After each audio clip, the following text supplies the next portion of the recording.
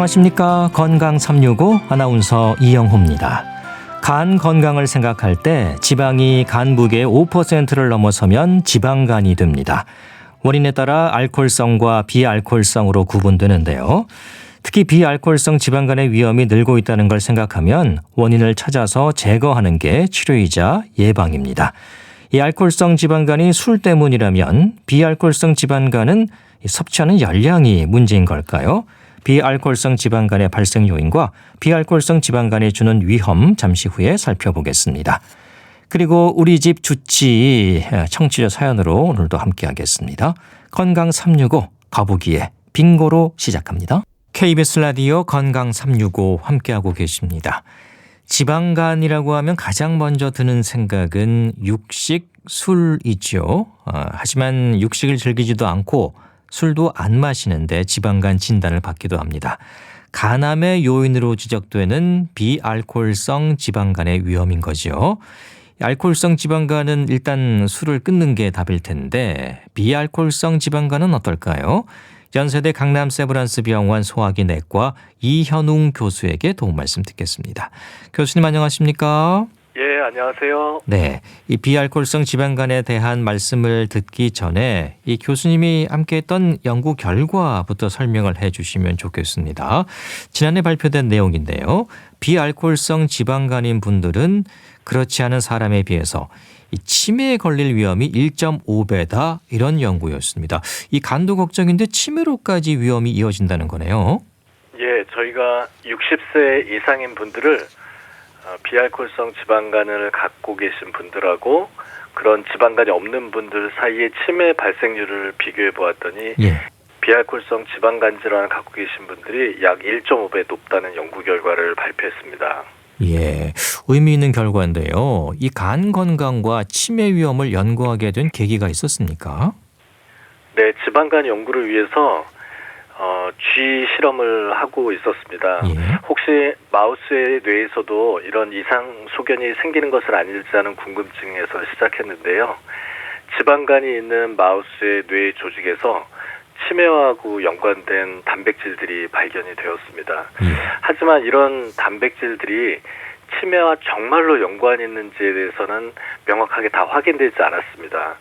그래도 혹시 지방간을 장기간 앓게 되면 사람에게서는 뇌질환과 같이 이런 치매와 같은 병이 생기지 않을까 하는 마음으로 저희 병원 교수님들하고 연구를 시작하게 되었습니다. 예, 좀 더 이제 세밀한 연구가 더 이루어져야 될 것 같고요. 이게 어떤 방법으로 진행이 된 건가요? 예, 연구 방법은 국가 건강검진을 받으신 60세 이상을 대상으로 해서 치매 질환이 있는 분 약 3,000명하고 치매가 없는 14,000명을 비교 연구했습니다. 예, 이 연구 결과가 갖는 의미는 어떻게 봐야 되겠습니까? 지방간을 가진 60세 이상 연령군에서 지방간이 없는 사람보다 치매 발생률이 높다라는 것, 특히 1.5배니까 상당히 높은 편에 해당하거든요. 그렇죠. 이런 사실을 확인하게 되었습니다. 예, 그래서 비알코올성 지방간도 잘 관리를 해야 된다. 치매 예방을 위해서도 필요할 수 있다. 그런 또 결과로 이어질 수가 있겠네요. 예.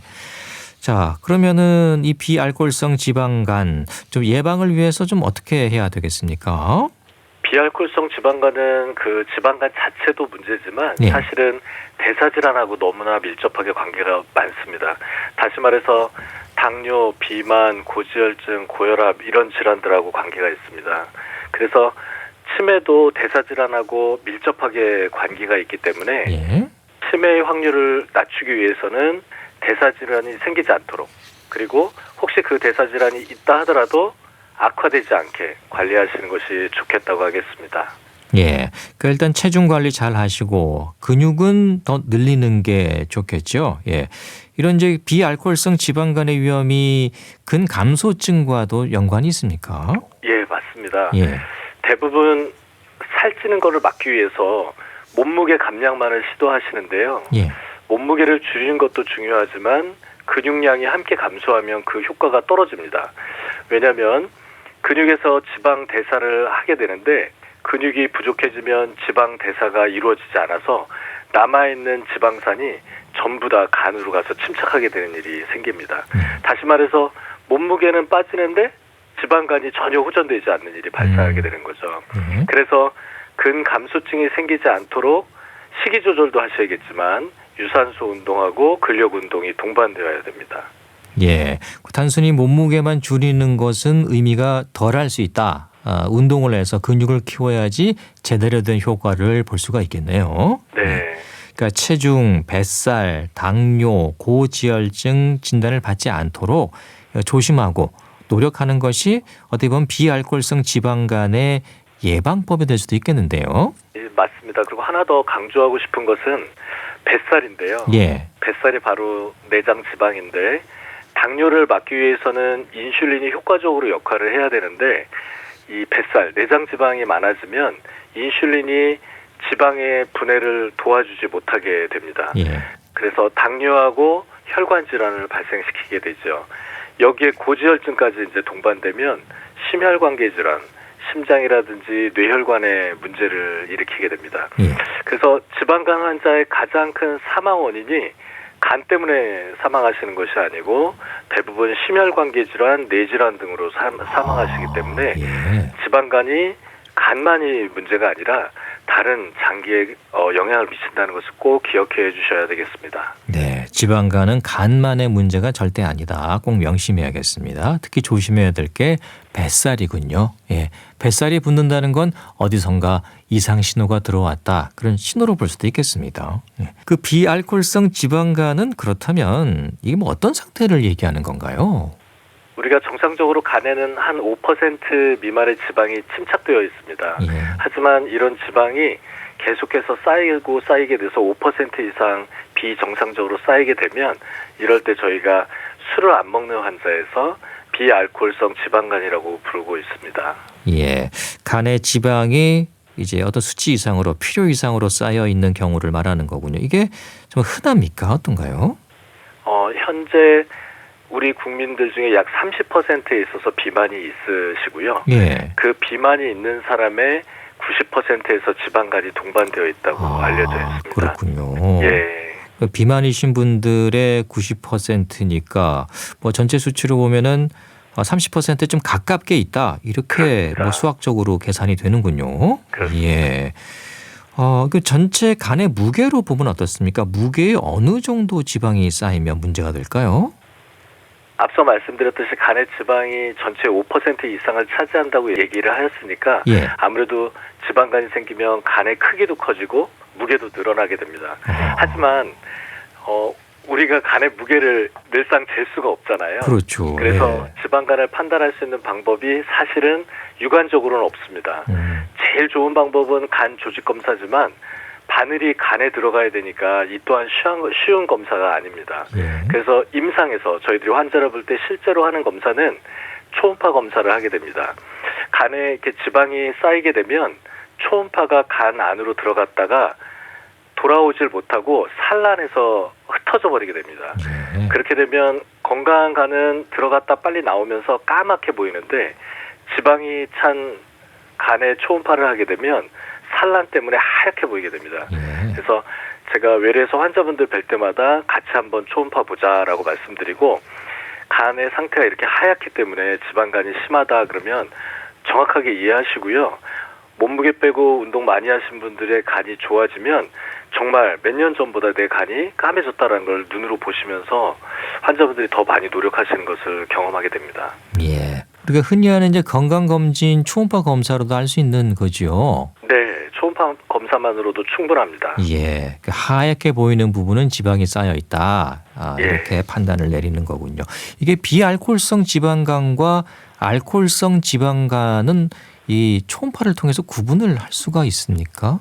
구분을 할 수 있으면 너무 좋겠는데 안 돼요? 사실은 전혀 구분을 할 수가 없습니다. 그렇군요. 그래서 때로 간을 연구하는 선생님들은 비알코올성 지방간과 알코올성 지방간은 같은 패턴을 보이는 질환이다라고 얘기를 하게 됩니다. 다시 말해서 술을 먹게 되면 우리한테 정말 필요 없는 열량만 많이 먹게 되는 건데 그 열량이 전부 다 지방으로 돼서 간에 축적되기 때문에 예. 저희가 초음파로는 두 질환을 감별할 수는 없습니다. 그 다른 방법을 좀 더 동원을 해야겠군요. 예, 그렇습니다. 그 비알코올성 지방간은 간암의 위험을 높인다 이렇게 생각하고 있는데 맞습니까? 예, 맞습니다. 맞습니다. 예. 정확하게 말씀하셨고요.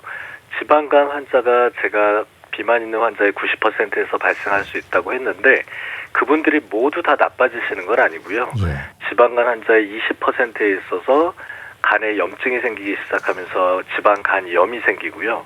그 염증이 생긴 사람들 중에 또 20%에서 간경화가 생기게 됩니다. 간경변증이 발생한 후에는 연간 1에서 2%에서 간암이 발생하기 때문에 빈도는 높지 않지만 간염으로 진행하지 않도록 막는 게 저희들이 해야 될 일이라고 생각이 됩니다. 예. 빈도는 많지 않지만은 분명히 그럴 수 있다는 거죠. 예. 예. 보통 이제 이게 지방간 또 간경변 이렇게 거쳐서 이제 간암으로 갈 수 있는 걸로 제가 알고 있거든요. 예. 이 간암도 일단 초기에는 증상이 없는 거죠. 예, 저희들이 청취자분들께 많이 얘기를 해서 이제는 대부분 아시는데 예. 간에는 통증기관이 없어서 간암이 돼도 웬만큼 커지지 않으면 증상이 전혀 없습니다. 그렇기 때문에 지방간 정도 갖고는 전혀 증상이 없게 되고 예. 결국에는 조금 더 심해져가지고 이제 간경화가 되거나 이런 경우에 와서 병을 알게 되는 경우가 많이 있습니다. 하지만 저희가 너무 일반 대중들을 향해서 발생률이 극히 낮은 확률을 가지고 지방간이 간암이 될 수 있다고 얘기하거나 불안하게 만들 필요는 없다고 생각이 되고요. 예. 지방간 환자가 지방간염으로 진행하는 게 20%이기 때문에 적어도 우리 일반 대중들은 매년 1년에 한 번씩만 건강검진을 규칙적으로 하기만 하더라도 예. 예방이 충분히 가능하다라고 말씀드리고 싶습니다. 예. 그러니까 일단 지방간이 있으면은 그 다음 단계 뭐 경변이 되는 단계를 막는 게 중요하겠네요. 그렇습니다. 예. 간 경변으로까지 가게 되면 좀 증상이 나올 수 있나요? 네, 그때부터는 이제 황달이 생긴다든지 예. 복수가 생긴다든지 이런 문제 때문에 알게 되는데요. 그 상황까지 가셔서 오시게 되면 상당히 곤란해서 예. 정기 검진이 필요하다고 말씀드렸습니다. 예. 이 비알코올성 지방간이 갑상선암의 발생 위험을 높인다는 얘기도 있더라고요. 이 맞습니까, 이건요? 네, 앞서 말씀드렸듯이 예. 지방간이 대사질환과 관련이 많기 때문에 이 대사질환은 다른 암과 관련이 밀접하게 있습니다. 그래서 대표적으로 갑상선암, 식도암, 위암, 췌장암, 대장암 이런 질환들이 건강한 사람의 1.5배, 2배 이상 높습니다. 특히 여자분들은 유방암의 위험이 높겠다고 하겠습니다. 예. 당연히 흡연까지 하시면 췌장암뿐만 아니라 폐암의 위험도 증가하기 때문에 예. 이 대사질환은 단순하게 간의 문제뿐만 아니라 다양한 장기를 공격할 수 있기 때문에 관심을 갖고 관리를 하셔야 되겠다고 생각합니다. 예. 그러니까 지방간이 주는 위험이 간에만 국한되는 건 아니라는 말씀이시네요. 그렇습니다. 예. 여기다가 흡연까지 하게 되면은 이제 표현이 그렇습니다만은 이제 어떤 불났을 때 기름을 붓는 격이 될 수도 있겠는데요. 아, 그렇죠. 예. 췌장암의 위험도 높아질 수 있는 거고요. 네, 맞습니다. 아, 그 외에 어떻습니까? 이 비알코올성 지방간으로 인한 건강상의 위험들 어떤 것들이 있나요? 방금 말씀드렸던 대로 이제 암 발생률의 위험이 있지만 예. 사실 이 또한 위험도는 높지만 빈도가 높지는 않습니다. 예. 지방간 질환을 앓고 계신 분들의 가장 첫 번째 문제는 심혈관계 질환하고 뇌 질환이 가장 큰 요인입니다. 그래서 심장과 뇌의 건강을 위해서 몸무게 관리, 당뇨, 고지혈증, 고혈압 관리가 중요하다고 강조하고 싶습니다. 예. 우선 그 지방간이 간암으로 다 간다는 건 아니라는 거. 예. 제가 좀 위험 요인들을 많이 말씀드렸습니다만 또 너무 겁내시면 안 되니까요. 예. 네네네. 알겠습니다. 여러 위험 요인들이 있고 또 비알코올성 지방간으로 인한 건강의 위험도 있다는 생각을 하면 이게 혹시라도 나이 들면서 생길 수 있는 질환이다 이렇게 생각하는 거는 좀 오해일 수 있겠어요. 중요한 지적을 해주셨는데요. 예. 최근에 소아청소년의 비만율이 많이 높아졌습니다. 맞습니다. 예, 앞서 지방간이 악화되는데 약 30년 정도 걸린다고 제가 말씀을 드렸는데 예. 소아청소년 때부터 지방간이 생기면 30년이 지나도 50대 나이거든요. 예. 근데 이 50대에 간경변이 생기면 그때는 치명적일 수가 있습니다. 그렇죠. 물론 이제 나이가 들수록 간의 크기도 작아지고 혈류도 감소하고 대사 능력도 떨어져서 간 세포 재생 능력이 떨어지는 건 사실이지만 단순하게 지방간은 성인병 이렇게 간주하면 안 된다고 저는 생각하고 있고 소아 청소년 때부터 비만이 생기지 않도록 자제분들을 잘 관리해 주셔야 된다고 생각이 됩니다. 예. 이 소아 청소년 시기에 지방간이 생기는 건 이제 비만, 이게 먹는 것 때문인가요, 그럼요? 그렇습니다. 가장 문제가 되는 음식이 단당류입니다. 단당류. 예. 금방 달아서 흡수할 수 있는 것들을, 이런 것들을 좀 피하셔야 됩니다. 예. 과자, 뭐 밀가루, 음료수, 과당류. 탄산음료. 그렇죠. 예, 예. 그 어렸을 때부터 시작되게 되면 나중에 아주 위험해질 수 있다. 예, 그런 말씀이시고요. 비알코올성 지방간 치료제는 어떻습니까? 없다고 봐야 되는 건가요? 사실 작년까지만 해도 예. 생활 습관 개선이 유일한 방법이라고 제가 말씀드렸는데요. 예. 올해는 치료제가 있다고 보셔도 되겠습니다. 아, 나왔습니까? 예. 작년 말에 미국 식약처에서 신속 승인을 받은 약이 하나 있습니다. 예. 레스메티롬이라는 약제가 있는데 이 약제가 지방간 환자에 있어서 지방 간염과 섬유화를 동시에 개선시킨다는 임상 연구가 발표돼서 신속 승인이 돼서 외국에서는 지금 사용할 수 있게 되었습니다. 아마 올해 우리나라에도 들어오지 않을까라고 생각이 되는데요. 예. 그래서 기존의 지방 간염을 앓고 계신 환자분들도 이 약에 대해서 관심을 좀 가져주셨으면 좋겠습니다. 그리고 앞으로도 후보 약제들이 많이 개발돼서 임상 연구가 시작되고 있어서요. 예. 내가 지금 지방 간염인데 몸무게도 잘 안 빠지고 그다음에 근육도 늘지 않고 자꾸 간염이 심해진다라고 생각되시는 분들은 요 약제가 들어올 때 사용해 보시면 좋을 것 같습니다. 미국에서 신속 승인이 난 약이군요. 그렇습니다. 예, 지방간 치료제 올해 우리나라에 들어올 확률도 있다. 높다. 예, 그렇게 알고 있겠습니다. 그래도 생활 습관은 잘 가지고 가셔야죠. 그렇죠. 예. 제일 중요합니다. 맞습니다. 이런 생각도 하실 것 같아요. 내가 살을 빼면, 그래서 뱃살이 들어가면 간의 지방량이 줄어드는 건가? 또 확인도 하고 싶을 것 같은데 어떤가요? 네, 그래서 제 외래에 오시는 환자분들께는 체중의 5%, 대부분 뭐 60에서 70kg 분들이 오신다고 한다면 한 3kg에 4kg만 빼도 간의 지방량이 줄어듭니다. 이렇게 말씀을 드립니다. 예. 그 정도만 빼도 충분히 효과를 볼 수가 있다는 거군요. 그렇습니다. 예. 간의 지방뿐만이 아니고 또 많은 분들이 걱정하는 간 섬유화도 좋아지는 건가요? 예, 그렇지만 섬유화는 좋아지는데 너무 시간이 많이 걸려서요. 예. 저희들이 5% 갖고는 안 되고 한 6kg, 10% 정도는 감량해야 간의 염증이 먼저 좋아지고요. 염증이 좋아지면 그다음부터 섬유화가 호전된다고 알려져 있습니다. 예. 이건 좀 시간이 걸리는군요. 그렇습니다. 그렇다고 해서 또 너무 무리하게 다이어트를 하시면은 이 간에 부담이 되지 않을까 싶기도 한데요. 무리한 다이어트는 정말 부담이 된다고 저는 생각이 되는데요. 예. 앞서 말씀드렸듯이 근감소증이 생기는 다이어트는 오히려 저체중 지방간염이라는 또 다른 질환을 유발시킬 수 있기 때문에 몸무게를 줄이고 근육이 빠지지 않게 해야 되는 것이 중요합니다. 환자분들께서는 이렇게 생각합니다. 내가 몸무게를 쉽게 줄이려고 검증되지 않은 약을 막 드시고 살 빼려고 하시는데 만약에 그렇게 하게 되면 지방간도 호전되지도 않고 오히려 약에 의한 독성 간염이 생길 수 있어서 좀 단순하지만 운동과 근력 운동, 예. 그다음에 식이 조절, 요게 가장 기본이 된다고 하겠습니다. 예. 뭐 술도 중요하겠습니다만은 운동 또 드시는 거, 이 지방간이 주는 위험이 상당히 넓을 수 있다는 그런 말씀을 기억하도록 하겠습니다. 도움 말씀 여기까지 듣겠습니다. 고맙습니다. 고맙습니다. 예. 연세대 강남 세브란스 병원 소화기 내과 이현웅 교수였습니다. KBS 라디오 건강 365 함께하고 계십니다. 봄, 여름, 가을, 겨울에 브라보 마이 라이프 듣고 계속 이어가겠습니다.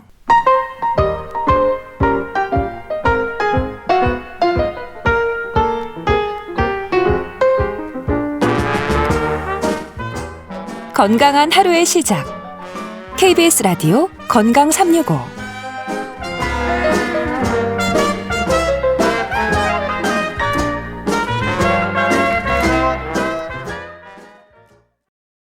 KBS 라디오 건강 365 함께하고 계십니다. 청취자 사연으로 알아보는 우리 집 주치의 순천향대 서울병원 가정의학과 조현 교수와 함께하겠습니다. 교수님 안녕하십니까? 네, 안녕하세요. 네, 40대 중반의 여성께서 주신 사연입니다. 이 둘째 아이를 임신 중이라고 하는데요. 어떤 내용인지 들어보시죠.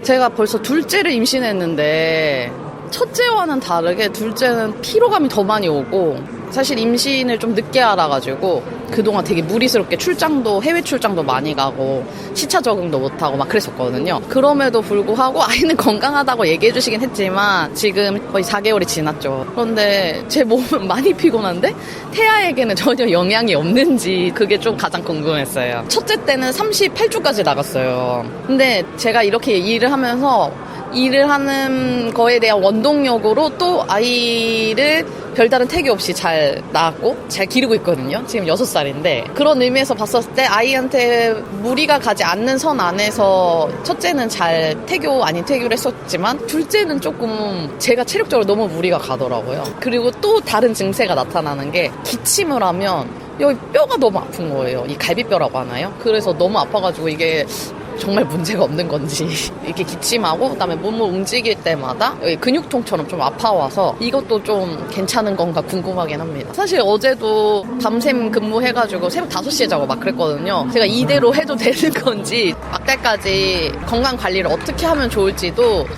의사 선생님한테 좀 답변을 듣고 싶습니다. 네, 임신 중 피로감에 대한 사연인데요. 임신 중에는 아무래도 호르몬 영향도 있고 또 임신 전과는 몸 상태가 다르다고 봐야죠.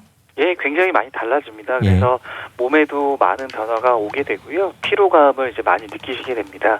그리고 이제 임신이 이제 진행됨에 따라 가지고 호르몬 변화라든지 뭐 대사율 증가, 뭐 긴장, 스트레스 등의 영향으로 이제 피로감이 이제 유발될 수가 있고요. 그래서 이제 임신 중에 피로감을 느끼실 때는 뭐 힘드시겠지만 충분히 자고 적극적으로 좀 휴식을 취하는 게 좀 좋습니다. 예. 지금 이제 임신 4개월이시고요. 임신 기간에 따라서 뭐 피로감이라든가 또 에너지 소모도 다를 것 같은데요. 그러니까 임신을 하시게 되면은 그 임신 유지를 위해서 호르몬 변화가 생기게 되는데요. 이 때문에 이제 몸이 굉장히 무겁고 졸리게 됩니다. 그리고 이제 아기의 성장을 위해서 몸에 있는 에너지가 엄청나게 또 소모가 되기 때문에 피로를 또 쉽게 느끼시게 되고요. 그래서 이제 피로감 같은 경우에는 그 몸이 이제 아기를 위해서 에너지를 좀 사용하고 있다는 신호라고 좀 생각하시면 좋으실 것 같습니다. 네. 특히 이 시기에는 입덧을 할 수도 있고 피로감이 클 수밖에 없죠. 네, 맞습니다. 입덧 같은 경우에도 임신 초기에 많이 나타나게 되고요. 그러면서 이제 어지러움이라든지 메스꺼움, 이제 구토와 같은 증상이 나타날 수가 있습니다. 이게 나타나는 원인은 이제 호르몬 변화가 되겠고요. 임신이 되게 되면은 이제 임신 유지 호르몬이라고 하는 이제 프로게스테론이 굉장히 증가하게 되는데 이거는 이제 엄마 몸을 굉장히 피곤하게 만들기도 하고 입덧 같은 이런 증상들을 나타내게 됩니다. 네. 사연 주신 분은 이제 직장 생활하고 계시고요. 뭐 밤샘 근무도 하고 이제 출장도 잤다고 합니다. 무엇보다도 이런 환경이 태아에게 영향이 없을지 좀 걱정을 하시거든요. 임신 중에 태아 건강을 위해서 민감하게 봐야 하는 부분들 있잖아요. 이 직장인 여성 같은 경우에는 임신 소식을 이제 알게 되면은 직장 생활도 걱정이 되시고, 그다음에 이제 태아라든지 이제 본인의 건강이 좀 나빠지지 않을까 이제 걱정들을 많이 하시는데, 그 정기적으로 산정 관리를 잘 한다라고 하면은 직장 생활을 하시면서도 건강하게 임신 기간을 보내실 수가 있고요. 임신 초기라든지 이제 임신이 진행되면서 나타나는 증상들이 있기 때문에 이런 것들을 좀 상의라든지 상담을 통해서 확인하시는 게 조금 필요하실 것 같고요. 무엇보다 굉장히 중요한 거는 뭐 소량의 출혈이라든지 통증이라든지 이런 이제 작은 이상 증상이 있다라고 하면은 바로바로 병원에 가셔가지고 이게 임신 때문에 생기는 자연스러운 증상인지 아니면 이제 다른 원인이 있는 건지 이런 것들을 확인하시는 게 중요합니다. 네. 이 태아가 성장하면서 이제 몸이 점점 더 무거워질 텐데요. 피로감을 덜 느끼도록 어떻게 하면 좋을까요? 그러니까 이런 피로감을 느끼실 때마다 이제 충분히 자는 게 굉장히 중요하거든요. 그래서 이제 수면의 질을 높이는 게 굉장히 중요하기 때문에 그러니까 주무실 때 조용하고 어두운 환경을 좀 만들어 주시는 게 좋고요. 그다음에 이제 임신부용 베개를 사용하시는 것도 도움이 됩니다. 그리고 이제 너무 쉬는 것도 이제 중요할 수도 있지만 가벼운 이제 산책 같은 운동도 도움이 될 수가 있기 때문에 규칙적인 이제 가벼운 운동을 해주시는 게 좋고, 그다음에 이제 에너지가 좀 빨리 소모가 되기 때문에 식사를 조금 적게 자주 하시고 영양 섭취에도 좀 신경을 쓰셔야 됩니다. 그렇군요. 가족들의 배려도 당연히 필요하겠고요.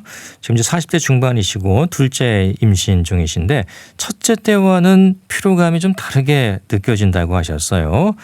특히 이제 기침을 해도 갈비뼈 통증이 생기고 근육통도 있다고 하셨는데 이게 이제 임신 중이라는 생각 때문에 다른 질환의 위험 신호를 방치할 수 있지도 않을까요? 그러니까 임신은 굉장히 이제 몸의 변화가 이제 크게 오는 과정이고요. 예. 시기에 따라서 여러 가지 증상들이 나타나게 됩니다.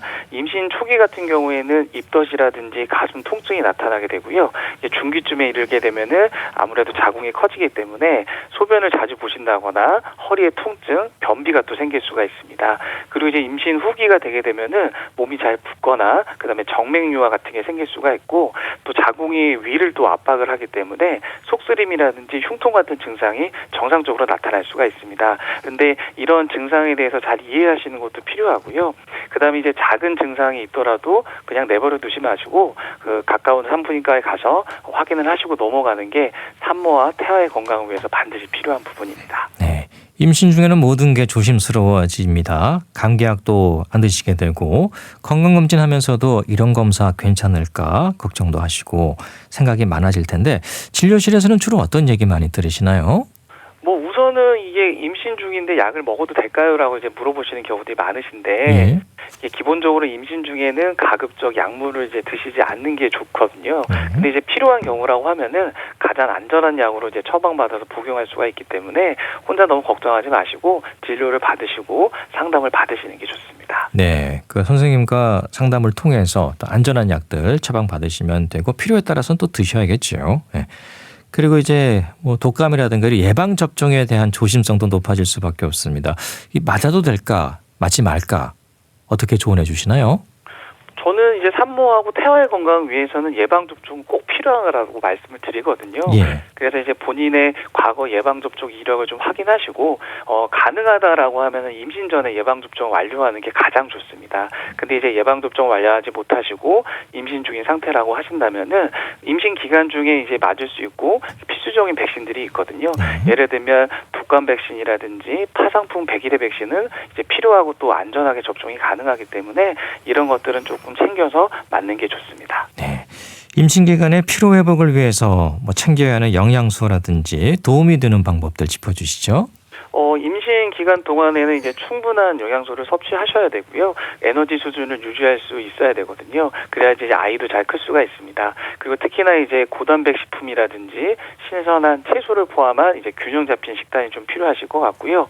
그리고 2시간 이상 공복 상태가 되는 건 좋지가 않기 때문에 바나나라든지 두유와 같이 좀 부담스럽지 않은 간식을 자주 섭취해 주시는 게 좋고, 그 다음에 이제 한 번에 너무 많은 음식을 드시는 거는 조금 삼가하실 필요가 있습니다. 예. 피로 회복을 위해서는 잘 자는 게 중요하다고 하셨잖아요. 이 잠자는 수면 환경은 어떻게 만드는 게 좋겠습니까?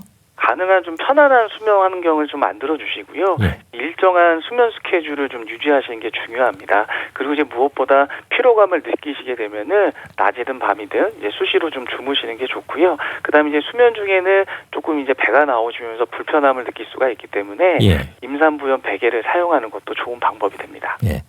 낮잠을 조금씩 주무시는 것도 괜찮은 거고요. 예. 네. 또 몸이 무거워지다 보니까 아무래도 운동은 멀리하게 되잖아요. 운동이나 또 스트레스 관리를 위한 조언도 해주신다면요. 그러니까 규칙적인 가벼운 운동은 이제 체력을 유지하고 이제 스트레스를 감소시키는데 굉장히 도움이 되거든요. 그래서 이제 무리한 운동이 아닌 이제 가벼운 산책 같은 경우에는 피로감을 줄여줄 수가 있고 또 이제 기분을 전환시켜 주는데도 좋습니다. 왜냐하면 이제 임신 중에 스트레스를 받으시게 되면은 이제 피로감이라든지 다른 증상이 더욱 악화될 수가 있기 때문에 충분히 휴식을 또 취하시고 그다음 적절한 영양 섭취를 통해 가지고 스트레스를 관리하실 필요가 있습니다. 네, 적절하게 운동도 꾸준히 정기적으로 하시고요. 다리가 붓는다는 말을 많이 하잖아요. 이럴 때 도움이 되는 방법이 있을까요? 그러니까 임신 기간 동안에는 이제 혈액의 양이 좀 증가되기 때문에 그리고 또 혈액 순환도 느려지거든요. 그래서 이제 정맥이라든지 말초 혈관 쪽에 이제 피가 많이 몰려 있게 되고 그다음에 이제 정상적으로 몸이 굉장히 잘 붓게 됩니다. 그리고 이제 호르몬의 영향 때문에 그 염분이라든지 물이 이제 소변으로 잘 빠져나가지 못해서 그러니까 손과 발, 특히 이제 발과 발목이 주로 붓기 때문에 자주 이제 누우셔가지고 다리를 좀 높게 해주시는 게 좀 필요하시고요. 그다음에 주무실 때도 다리를 베개 높이 정도로 올려주고 왼쪽으로 누워서 주무시는 게 이 부종을 빼는 데 도움이 됩니다. 그리고 이제 물을 좀 자주 마셔주셔야 되고요. 그다음에 짠 음식이라든지 과자류 같은 거는 안 드시는 게 좋습니다. 그리고 이제 스트레칭하고 가벼운 운동을 규칙적으로 해주시고요. 운동이 끝난 다음에는 그러니까 냉찜질을 한 10분 정도 해주시게 되면은 혈관이 수축이 되면서 혈액순환이 또 좋아지기 때문에 부종 예방에 좀 도움이 줄 수가 있습니다. 네, 임신 중에 느낄 수 있는 피로감에 대한 도움 말씀 들었습니다. 다음 사연은 제가 정리해 드리겠습니다. 30대 여성분께서 주셨는데요. 안녕하세요. 저는 30대 직장인입니다. 귀 청소를 즐겨하는 편입니다. 습관처럼 거의 매일 귀지를 확인하는데요. 면봉이나 도구가 없으면 새끼손가락으로도 귀지를 파냅니다. 손톱이 좀 길어서 손으로도 잘 되거든요. 그렇게 청소를 하고 나면 쾌감도 있고 개운해서 틈만 나면 귀지를 파내는데 어쩌다 한 번씩 진물이 나기도 하고 입을 움직일 때마다 귀에서 물이 찬 것처럼 소리가 나기도 했지만 그런 대로 잘 넘어갔거든요. 그런데 언제부턴가 진물이 가라앉지 않으면서 누르면 통증도 생기고 면봉으로 귀 안을 확인하면 면봉이 늘 젖어 있습니다. 냄새도 나고요. 기억을 되살려보면 항상 그러다 괜찮아졌는데 이번에는 증상이 꽤 오래 갑니다. 귀에서 열이 나는 것 같기도 하고 누르면 아프고 진물이 나는데 면봉으로 계속 닦아내고 있거든요. 너무 가려워서 참을 수가 없어요. 소염제를 먹었는데도 증상이 나아지질 않습니다. 자, 이렇게 사연을 주셨습니다. 이런 분들이 은근히 많지 않을까 싶은데 이 귀지에 유난히 신경 쓰는 분들이 있지 않습니까? 네, 굉장히 좀 이제 귀지를 좀 지저분하게 생각하시는 분들도 많고 그렇기 때문에 이거를 좀 깨끗하게 좀 청소를 하는 게 좀 건강에 좋지 않을까 이제 신경 쓰시는 분들이 많은데 이제 귀지 같은 경우에는 이제 몸이 만들어내는 정상적인 물질이거든요. 그래서 외이도에 분비된 땀이라든지 여러 가지 이제 분비물들로 만들어지게 되고요. 이 귀지에 하는 역할은 이제 외이도 표면이 좀 건조해지는 것을 막아주고 그런 걸 통해 가지고 이제 세균이라든지 곰팡이 같은 게 고막까지 들어가는 걸 막아주는 역할을 하거든요. 그래서 이거를 너무 이제 깨끗하게 청소하신다거나 그러시다 보면은 오히려 이제 감염에 더 취약해질 수가 있고 여러 가지 안 좋은 문제들이 생길 수가 있습니다. 예, 일종의 귀의 보호 장치 같은 역할을 하는 거군요. 예. 근데 가끔 저도 그렇습니다. 파내면 좀 시원한 느낌은 들거든요. 예. 또 예전에는 뭐 귀 이개나 아니면 또 성냥개비로 이렇게 귀를 파는 분들도 있었어요. 예. 지금 생각하면 좀 위험한 행동이죠. 네, 좀 위험한 행동입니다. 왜냐하면 자주 귀를 청소를 하게 되면은 이제 뭐 귀지가 쌓이는 것을 막는데 이제 필요하거나 이제 도움이 되지가 않거든요. 왜냐하면 일부러 이제 귀지를 제거하지 않는다고 하더라도, 그러니까 귀지 같은 경우에는 자연스럽게 이제 귀 밖으로 배출이 되기 때문에 크게 이제 신경을 안 쓰셔도 되고요. 오히려 이제 귀 안쪽을 이제 청소하시려고 하셨다가 귀지를 더 밀어 넣을 수도 있고요. 감염이라든지 뭐 웨이도가 좀 긁힌다든지 아니면 이제 고막이라든지 청력부에 손상을 주면서 뭔가 청력이 떨어지거나 다른 여러 가지 귀의 질환들을 일으킬 수가 있습니다. 예.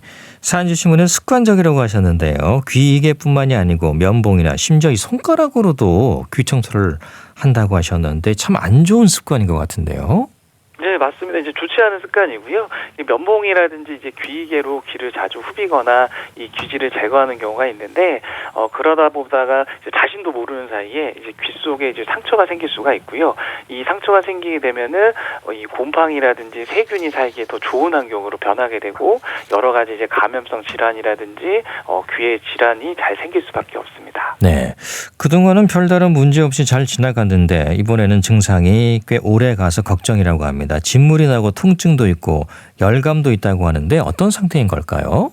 일단 면봉이나 손으로 뭐 귀지를 파내시다 보면은 자신도 모르는 사이에 귀 속에 이제 상처가 생길 수가 있고, 진물이라든지 안 좋은 냄새가 난다든지, 그다음에 심한 경우는 귀가 먹먹해질 수가 있거든요. 예. 이런 대표적인 경우에는 웨이도 진균증이라고 하는 질환이 있을 수가 있는데, 예. 이런 이제 곰팡이에 감염이 되게 되면은 귀가 굉장히 가려워지고요, 진물이 난다든지 오히려 귀지가 더 많이 생기게 됩니다. 그리고 이게 더 심해지게 되면은 귀에 통증이 느껴지는 경우도 많습니다. 예. 그 웨이도 진균증으로 의심되는군요. 이 증상이 좀 흔한가요? 웨이도 진균증은 생각보다 굉장히 흔하게 나타나거든요. 예. 그러니까 웨이도의 문제 때문에 이비인후과를 찾는 분들의 절반 정도는 웨이도 진균증을 갖고 있을 정도로 굉장히 흔한 질병이고요. 특히나 이제 평소에 이어폰을 쓰시는 경우에 잘 발생하는 것으로 알려져 있고, 왜냐하면 이제 통풍이 굉장히 중요한데 이어폰으로 이제 귀를 막게 되면은 귀가 이제 쉽게 습해지게 됩니다. 그런 경우에 잘 발생을 하게 되고요. 그다음에 또 하나는 목욕하고 나서 귀를 잘 말리지 않는 경우에도 잘 발생하는 것으로 알려져 있습니다. 예. 요즘 귀에 꽂는 이어폰 많이 사용하시잖아요. 예. 사연 주신 분은 냄새나고 가렵고 또 심지어 아프다고 하셨거든요. 상태가 좀 심하다고 봐야 될까요? 이런 웨이도 진균증이 이제 생기게 되면은 이제 대표적으로 가렵다든지 귀지가 좀 많이 생긴다든지 이제 염증으로 인한 증상들이 나타날 수가 있습니다. 그로 인해 가지고 귀에서 진물이 나오기도 하고 이제 냄새가 나기도 하고요. 예. 그다음에 이제 좀 진행이 되게 되면은 귀가 좀 먹먹해지면서 이 통증이 점점점 심해지게 되는데, 오래 내버려 두시게 되면은 웨이도가 붓기 때문에 청력에도 지장이 생길 수가 있습니다. 네. 그 제 주변에 보니까 이 수술까지 했다는 분이 계시던데요. 이 보통 이제 환자에 따라서 다르지만 이 웨이도 진균증이 있는 경우에는 보통 2주 정도 약을 쓰면 가라앉는 편이거든요. 예. 근데 이게 치료를 제때 받지 않으시고 그냥 내버려 두시게 되면은 증상이 점점점 심해지게 되고요. 그다음에 이제 그 감염이 되고 염증이 생기는 부위가 이제 곪는 경우가 생기거든요. 이런 경우에는 골마 있는 부위를 절개해서 고름을 빼는 수술을 받은 경우도 있습니다. 그렇군요. 아무튼 귀지를 무리하게 파내는 건 귀 건강에 분명히 안 좋다는 거죠. 예, 맞습니다. 이제 면봉이나 이제 귀이개로 귀를 자주 청소하시는 경우는 이게 자신도 모르는 사이에 진짜 상처가 나는 경우가 굉장히 많습니다. 예. 이런 상처가 이제 나는 경우에는 곰팡이라든지 이제 세균이 감염이 잘 되기 때문에 귀 건강에 굉장히 좋지 않습니다. 예. 이 웨이도 진균증을 만약에 그냥 방치하게 되면 어떤 위험이 찾아올 수 있을까요? 그러니까 초반에는 그냥 가렵고 약한 통증 정도만 느껴지게 되는데, 이게 이제 증상이 심해지게 되면은 웨이도가 붓고 염증이 점점 심해지게 되거든요. 그러면 단순하게 이제 아프고 그다음에 이제 가렵고 이 정도로 끝나는 게 아니라 청력 손실이라든지 청력 장애까지 이어질 수가 있습니다. 예. 사연 주신 분은 소염 진통제도 복용했다고 하셨는데요. 이 정도면 진단이 필요하지 않을까요? 그러니까 이제 소염 진통제 같은 경우에는 이제 아무래도 이제 통증이 있기 때문에 드시는 경우가 많은데, 이런 약물 같은 경우에는 증상만 좀 완화시켜줄 뿐이고 근본적인 치료가 아니거든요. 예. 그래서 이런 웨이도 진균증이 의심이 된다, 그리고 이런 증상이 나아지지 않고 점점점 심해지는 것 같다, 이런 경우라고 하면은 이비인후과를 방문하셔가지고 정확한 진단을 받으시는 게 필요합니다. 예. 웨이도 진균증 치료하는 약은 뭐 연고, 먹는 약 여러 가지가 있습니까? 웨이도 진균증으로 진단이 되게 되면은 아무래도 곰팡이가 문제이기 때문에 이 곰팡이균을 없애는 항진균제, 연고 등을 사용해서 치료를 하게 되고요. 그다음에 치료 기간은 환자 상태에서 다르지만 보통은 한 2주 내외로 치료 기간을 잡게 됩니다. 예. 귀지지 청소하는 것 외에도 이 웨이도 진균증 높이는 그 위험을 높이는 요인들 있을까요? 그러니까 우선 그 귀 안쪽에 염증이 있는 경우에 잘 생기는 것으로 알려져 있거든요. 그래서 목욕이라든지 수영을 하시다가 귓구멍에 들어간 물이 빠지지 않고 남아 있으면 또 쉽게 염증이 생길 수가 있고요. 네. 그다음에 이전에 중이염이라든지 고막염이 있는 그런 분들 같은 경우에는 귀 내부 자체가 습하기 때문에 그다음에 이런 염증이 잘 생기는 것으로 알려져 있습니다. 그리고 앞서 말씀드린 것처럼 귀에 꽂는 이어폰을 자주 사용하시게 되면은 이런 웨이도 진균증에 걸릴 가능성이 높아지는 것으로 알려져 있고요. 그다음에 웨이도 진균증 환자가 사용한 귀이개로 같이 사용하는 경우에는 이 진균증이 옮을 수가 있기 때문에 주의하실 필요가 있습니다. 예, 오늘 우리 집 주치 함께했습니다. 고맙습니다. 네, 감사합니다. 순천향대 서울병원 가정의학과 조현 교수였습니다. KBS 라디오 건강 365 마이클 프랭스의 비발디 송 들으면서 모두 마치겠습니다. 아나운서 이영호였습니다. 고맙습니다.